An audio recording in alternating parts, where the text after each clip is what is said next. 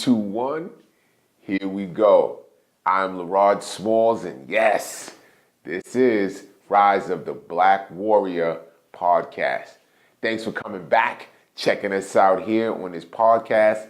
Now today, my voice is a little raspy because I had a seriously tough weekend on my body, on my voice, and that's what this is all about today. Today I'm going to share some stuff with you from this weekend, and it was a lot of learning. All right, so we're going to talk about life lessons of losing. All right, the life lessons of losing and how valuable it could be. Now, losing sucks. Like, who the hell wants to lose? Nobody wants to lose, right? But I can tell you this, that you learn more in your losing than you do in your winning. Sometimes you're intoxicated by this whole feeling of winning. I mean, as soon as you get celebrated, the euphoria kicks in. As soon as you get, acknowledged, all the endorphins start popping in your body, and all of a sudden, you in a high space, there's less learning that's gonna happen in that. But there's so much learning in the subtle, the quiet time, the subdued feeling of freaking losing. And so I got a hell of a lot of learning this weekend because I lost my very first Jiu Jitsu tournament. All right, that's not my first tournament, so let me say it differently. This was the first time that I lost in a Jiu Jitsu tournament. All right, after 9 tournaments, 8 gold medals, 18 wins, no losses, I took my first loss. Now, granted, I moved up 2 divisions. I moved up from only just getting started 8 months ago from in the beginner division to the expert division. All right, I didn't stop at intermediate. I just went straight to expert. And I was fighting for a competition that I would have got a nice belt. It was beautiful. I was ready. All right, this kid was a purple belt. He'd been doing jiu-jitsu for a long time. And I was like, yo, you know what? I'm just going to jump out the window and go for it. Now, if you watch the match, sometime I'll post it somewhere. You'll see I wasn't outclassed at all. All right, I was in the game. I was tough. I had a great match, but there was something in the end of the match that I was not prepared for, and I did not escape a move he put me into, and the time ran out, and I basically lost based on points, a few points back. Now, I learned a lot in that. I learned one lesson is not to waste time, all right? There was times in the match where I could have taken advantage of taking action, but I didn't. I didn't take some action because I was trying to play it safe. Now, that was a lesson that I can roll across all the areas of my life. I can roll that across my body, my being, my balance, and my business. All of the areas that matter most. Where in my life have I been waiting to play it safe? So I don't want this kid to roll me, so I hold him in this cross-body move, right? So I'm holding him in this cross-body move so that I could be safe, but also I just burned a minute and a half off the clock. Where else am I doing that in my life where I don't want to risk, doing something crazy in business because I want to be safe with my money, I want to be safe, and then I end up losing a year, 2 years, putzing around? Is that you at your job right now? Is that you? Is that you at your job where you playing it safe and you don't step into something great? Or maybe something in your family, your relationship with your wife or your children, where you don't want to rattle the boat with your wife, so you don't tell her those hard conversations about sex. Hey, you know what? I'm not going to tell her how I feel about our sex life or something going on in the family. But you don't say anything about it, so you just say, you know what? To keep from having the big argument, the big fight, the big conversations, what I'm going to do is I'm just going to not speak about it and just let the time go by. Then 2, 3, 4, 5, maybe 10 years will go by and you could have had the conversation. You could have stepped into it. Maybe your kids, you didn't have a conversation with your children. Maybe you didn't take action with your children. Then years go by and it's too late. You can't impart what you wanted to. See, this lesson that I learned, I can roll it across all the areas of my life because it really was a big one for me. It was a big one. And I got that. And I also got the fact that, hey, at the end of the match, I looked over at this guy and I was so, like, I was dejected. Like, yo, this is not how it's supposed to go, right? Like, you're supposed to raise my hand, bro. And, you know, I walk off, I go get the medal, I go get the belt. So this was the first time. I had to have that humbling experience to look across and still show love when it didn't turn out the way I wanted to. How many times is it that things don't happen in your life the way you want it to go and then you change your whole way of being, right? Like you'll be somebody else because it didn't go your way, right?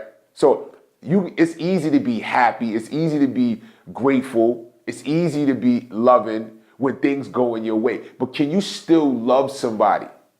Can I look over, hug that man and show him some love even though it didn't go my way? Can you do that with your family? Can you do it with the business that you love, that you started? Maybe you love your business. You had a passion for cooking or for doing whatever you want to do in your business. But can you still love your freaking business when things don't go your way? Like, can I still love coaching? Can I still love coaching men when they don't operate at the highest levels, when they don't do the things that I expect them to do? Right? Can I? Can I still love them? You know? Yes, I can. Because it's not always going to go the way I expect it to, but it's my responsibility to step into a way of being because of who I'm being. I'm being this man. I'm being this type of woman, whoever you are. And you have to be that no matter what the circumstances is. Because people, when you connect with people on that level and you love them and you be it, there'll be another time. There'll be another time for me to challenge this guy. Right? Now, there was also some learning in there, a spiritual connection. It was something spiritual. And I want to put this out there and I want to see what you guys think about this. This is a big one right here. So, my opponent in this battle, okay? And I got so much more to talk about, but my opponent in this battle, recently, he told me this after the match, that his wife had passed away just 4 months ago in a motorcycle accident, which was terrible. Like, that touched my heart. I was like, God damn, that's a big one, man. You know, I couldn't imagine losing my queen, you know. But, you know, and he's a father, he's a husband, right? He's a Jiu Jitsu practitioner, so we have so much in common. But this was his first tournament. And when I told my wife that, she said, you had no chance. And I'm like, I had no chance. She said, you had no chance of winning because he needed that win. The universe, God, and her as an angel, whatever it is, you had no chance of winning that match no matter what you did, no matter what you came to, because he was supposed to win. Now, I don't know. I'll put that for you guys. It's a spiritual thing. It's something that you guys can challenge it on. My wife is 100% committed behind that. Like, she believes that to her core. I'm still kind of trying to figure that one out, right? I'm still in the space of, I get it, right? Like, all right, sometimes things are just supposed to go that way, right? They're supposed to just go that way. Like, this man, he probably needed a win. Your first tournament after, you know, your wife passed away, to get a big belt and to win in high fashion. I mean, who would have got more from the win? Like, I would have been excited about the win. It would have been something else to add to my collection. I would have still been undefeated. But he got a huge win in his life when he took a huge loss. And maybe that's the karmic thing that happens in the world, the yin and the yang that happens. I leave that with you to think that through. Challenge that, all right? Challenge that thought. It's a big thought, all right? So there's a faith component to the way things win and lose. This is a big one. Right? You can like do something with this one. Now, all right, so let me also tell you this. So right after this tournament, right, me and my wife go to, we run up to Mohegan Sun. We watch my other guy in the cruise, and he fights in Bellator. He's my MMA partner, along with a couple of us in the team. And we have a ball up there because he's fighting in Bellator. And not only does he win, he wins in exciting fashion. It was an amazing spectacle. We run back to New York, and in the morning, my son has a wrestling tournament. Great day. I'm coaching there alongside his coaches. We have a great tournament there with the boys. But guess what? We got more losing. We have more losing to do. So one of my guys, Noah, right? A couple of my guys were there. We both have some wins and some losses, but one of the kids I got a chance to speak to on my team, right?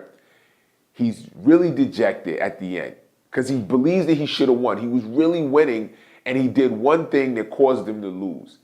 I got to use my lesson of losing for him. So that's the next level of it. Is you get to use your losing lessons to pass them on to someone else. I had just told them in advance, hey, listen, kids, I'm fighting for this belt on Saturday. All right, so you guys are competing on Sunday, but I'm fighting on Saturday for this belt. So I'm looking forward to putting my best forward effort, my best foot forward in effort, right? And you guys got to do the same thing. Now, I got to tell him, hey, listen, I didn't win either. You know, I took a loss too. I didn't complete. I feel your pain, but I didn't quit, and I'm still here. And I could tell him that from a winner's perspective, like, hey, listen, don't quit, don't give up, we can win, I just won. It doesn't mean the same when they know you were in the experience. See, it's priceless to have to go through that experience in order to pass that lesson on. When he looked in my eyes and saw that I really wanted to, I never wanted to give up an undefeated record. I never wanted to give up that opportunity to win. But I still took it in stride, and I could tell him from a position of strength, hey, listen, bro, I know what losing is about. I know what it's about. I'm here with you. Let's move on together.